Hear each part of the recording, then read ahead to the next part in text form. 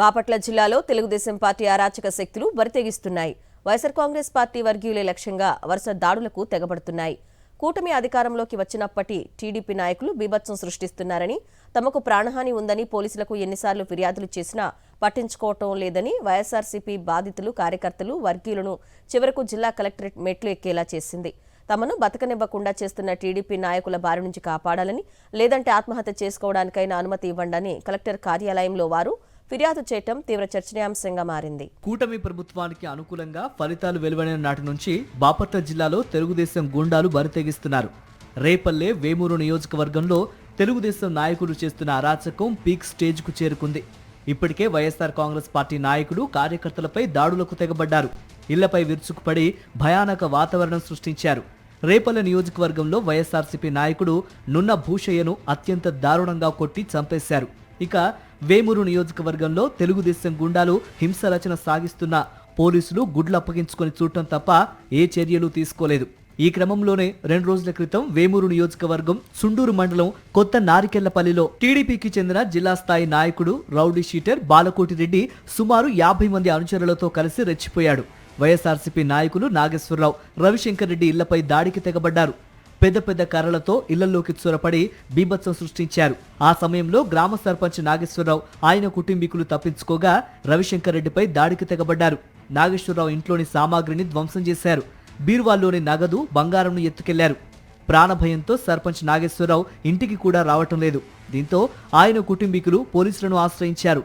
అయితే మామూలుగా పోలీసులు పట్టించుకోకపోవడంతో జిల్లా కలెక్టర్ కార్యాలయానికి కుటుంబ సభ్యులందరూ వెళ్లి ఫిర్యాదు చేశారు.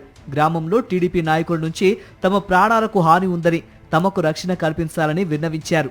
మా ఆయన సర్పంచ్ ఆ బాలు అనే కొసండూరు కొత్తపల్లి బాలకోటి రెడ్డి అని ఒక 50-60 మందిని చేసుకొని వచ్చి వీటిని అసలు ఓసీపీ ప్రెసిడెంట్ బతకటానికి వీలు లేదు, వీటిని చంపేసేయాలి, ఈ ఊళ్ళో తిరగటానికి వీలు లేదు, అసలు వీళ్ళ మొత్తాన్ని చంపేసేయాలి అని చెప్పండి. కేకలు వేసుకుంటా ఇంటి మీదకి వచ్చి దాడి చేసి మొత్తాన్ని కొట్టేసి అసలు ఇంటి చుట్టూ తిరిగి అసలు ఏ వస్తువు అనేది పనికి రాకుండా గొల్లగా ఇల్లంతా చేసేసి ఆ రకంగా దాడి చేసండి మమ్మల్ని. ఏమి మాకు భారీగా ఆస్తి నష్టం జరిగింది. దానికి ఎవరు స్పందించట్లేదు. మాకు న్యాయం జరగట్లేదు కాబట్టి మేము కలెక్టర్ ఆఫీస్కి వచ్చామండి. ఇక్కడ కూడా న్యాయం జరగకపోతే వాళ్ళు మాత్రం మమ్మల్ని ఊర్లో ఉంచకుండా చంపుతున్నారండి.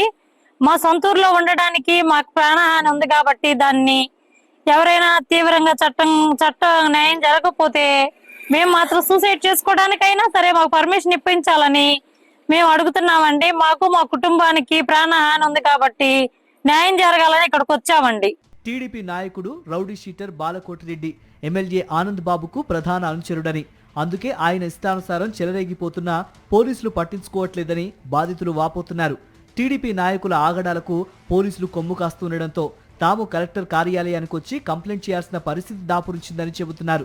మా ఇంటి దగ్గర ఉన్న బ్యానర్ అంతా పగలగొట్టి చించి పోలీసులు కూడా ఉండారండి. పోలీసులు వాళ్ళని తీసుకెళ్తా మా ఇంటి మీదకి వదిలారండి. మీరు వైసీపీ వాళ్ళరా, మా టీడీపీ వాళ్ళ బ్యానర్ వాళ్ళే తగలబెట్టుకుని వచ్చి మా అన్నయ్య నాగరేకుల నాగేశ్వరరావు గారిని మమ్మల్ని ఆడు బతికినీకుండా కొట్టు చుట్టూ పెట్రోల్ పోసి తగలబెడటానికి వాళ్ళు, మీరు అసలు ఏడు ఉండటానికి వీలు లేదు, నాయకులు మీరు అసలు ఏడు ఉండటానికి వీలు లేదు, మమ్మల్ని కొడటానికి మేము ఎలా బతకాలి, ఏం చేయాలో మాకే అర్థం కావట్లేదు, మీరు న్యాయం చేయాలని మేము వచ్చామండి. ఒక్క బాపట్ల జిల్లాలోనే కాదు, రాష్ట్ర వ్యాప్తంగా పలు చోట్ల టీడీపీ నాయకుల ఆగడాలు రోజు రోజుకు మితిమీరుతున్నాయి. దాడులు, దౌర్జన్యాలతో భయోత్పాతం సృష్టిస్తున్నారు.